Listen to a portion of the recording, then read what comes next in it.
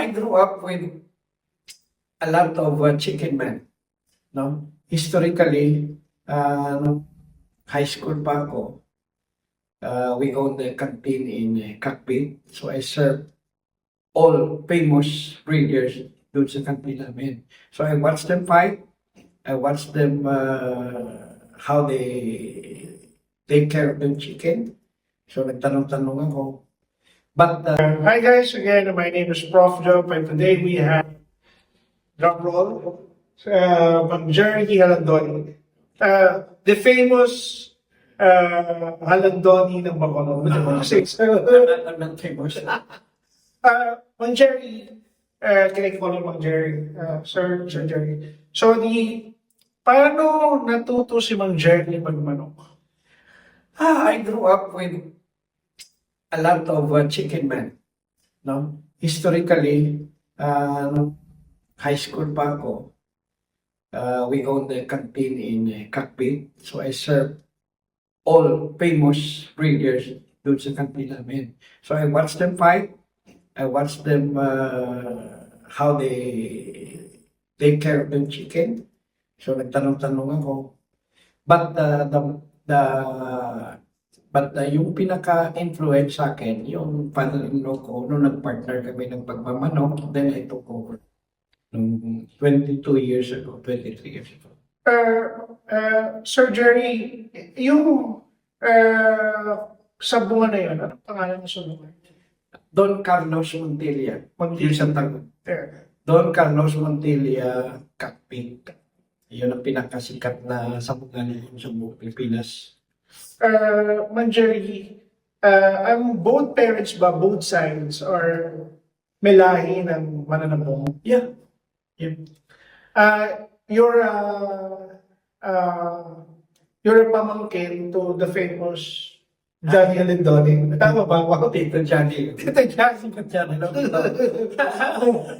Sabit ako sa pangalan nila.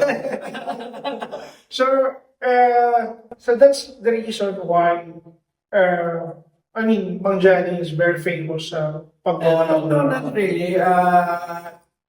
I just took notice when I started breeding, into chickens. But a lot of, the famous name, Tito Mame, Tito Hector Lacson, lahat ng mga sikat na dyan. Kami nagsiserve ng pagkain, Tito Itoy, lahat. So, from there, I saw them, I realized when I started with observing game fowls, breeding, sa sabungan, I didn't know they're not famous. So, from there, we emulate kung ano yung mga, nila, style o aral-aral konti, like everybody else, no? We have to learn from them. So, doon, natutunan ako. Ito na ngayon, in-interview mo na. Another question, Mang Johnny, can I call you Mang Johnny? I don't know. Ay, Mang Jerry, sorry. Mang Jerry, bakit Avengers? Kasi yung Avengers, Ang Avenger, we have yung kapatid ko, may bag noon, nagmagawa kami ng bag, backpacking, mga bags, sling bags, everything. So, like, parang North Face. Pero yung totoong Avenger comes from the name of my mother. My mother is Alice. My father-in-law, Vivencio. And of course, me, Jerry, Avenger. So, naisip ko, yun na lang gamitin ko kasi si Mama, siyempre financial mother diba? Vivencio, influence ng mga manok-manok. Nakakuha ko ng mga sarili bloodline, di ba? And of course, my name. So, naglalabang kami. Lagi kong nagagamit yun. So, hanggang ngayon, nakasanayan. Actually, it's not on the name, but, get used to tag along with me. So, ngayon, nasanayan na. Mang Jerry, when you started magmanok, anong mga bloodlines niya? Only three. The 84s. And, yung Cecil Davis Kelso, at saka yung John Allen Harrell Hutch. Tatlo lang. So I play around with it. Eventually, nagdagdag. Now I have five. I have five bloodline. But, pero sa farm, marami akong, kumbaga sa ano, Some bloodlines. testing, sinano. Kasi deserve to stay in the farm, it will stay. If not, wala na. So, You said the first bloodline you said was Lemon, right? Or Lemon, Kelso, and Harold Lodge. So, nadagdag yung Roundhead 10, 12 years ago. Ex-nest because I'm friend with the OW. Yung Roundhead, tapos yung mga Roundhead lahat ni OW. Including the Butchers, the Domes.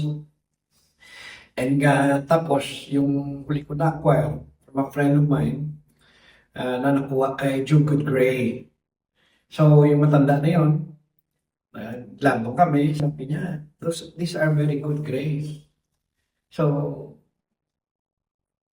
ginawa ko, na-breed ko hanggang ngayon, nandiyan pa sa farm. Yun ang pinakalimang basic. The rest are additional na lang. I have the brown reds from Milsons, I have the yellow-legged hats from the Hoskins and Cernini, the Stewart. So, yun na yung mga nadagdag doon. Pero we play around with it. We cross them to our reliable Kelso or Lemons or so, ikot-ikot man. but predominantly, because Mark was telling me na yung Kelso ni Mang Jerry, magaling. Yeah, I could say that. Kasi reliable talaga. We cross them in everything we have.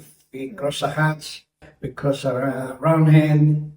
I shared it to everybody and God give me positive results. So they're reliable.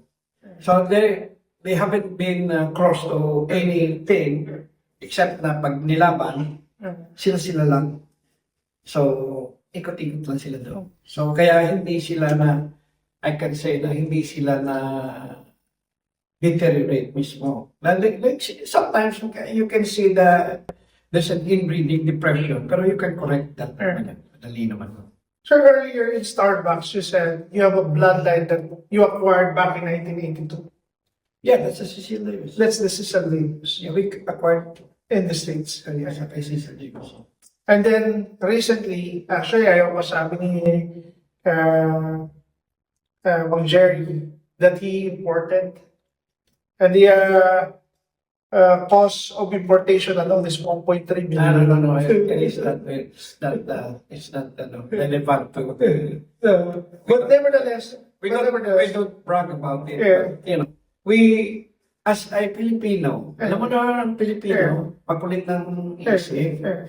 So, lagi tayo nag-imagine, lagi tayo nakikita natin sa mga video, like, parang gusto ko yan. So, we try to look for a reliable source. So, kung meron akong nakita doon, hanap ako ng kaibigan, puntahan mo nga to si ganito. Try to check if they're really good. So, pag dumating yan sa Pilipinas, 2 man o 3 whatever, we will try. And if it's not good, kasi ang importation, hit and miss yan kahit na local So, if I am not satisfied, somebody would inherit that. It's either from a friend o to, binili ko to na $1,000. Balikan mo lang kung 500 sa'yo na, hindi na ayaw ko na. Diba? If yung iba naman, ikinakal ko. Pero kung talagang hindi maganda resulta, I call it directly. Kasi ayaw ko na magdamay. Pero pag meron namang potential, but I'm not satisfied, I give it to somebody else, like, a friend. O ito, sa'yo na yan. Ikaw na pala mag-breed yan. Kung okay sa'yo. So kung maglago yun, I congratulate him. If not, ganun din sa mga boss natin. Like sinaboyet, bigyan ako ng manok. Subukan mo to. Imported, check ko. If they're happy, I'll tell them, happy ito yung upstream. Yung ganun. So dapat, ganun tayo lahat. Open-minded ba? So, for example, in that, you import certain bloodlines, Mang Jerry, you cross it with your 3 main bloodlines. Depende what we need. Example, before mga siguro 8-10 years ago, parang lumiliit yung Cecil Davis ko. So every time I cross them with other plant, parang hindi na ako satisfied sa sukat, sa strength, power. So may mga kulang-kulang na. So I go to Linoy, the assistant of Nene Abelio. I talked to Nene, so he said, oh, get this one. So I don't know if it's a cross or what, but I acquired it from him. So we crossed them and they did good. Eventually, I stopped because I have recovered on the side of Kelso because probably that the reason nagkaroon ng breathing depression yung ko in breathing. So, itinigil ko na. But again, 4 years ago, parang nami-miss ko na yung steward. So I go back to Sunyan again. I don't breathe pure muna, tsaka sabi 4 years, 5 years ago. Ngayon, you should maintain yung blood, So, in other words, I got another one. Another yellow naked dog. So, after 2 years, I'm breeding with their granddaughters, which is, I have now. Kaso naman, they're very big, they're bulky, and they have lots of power. So,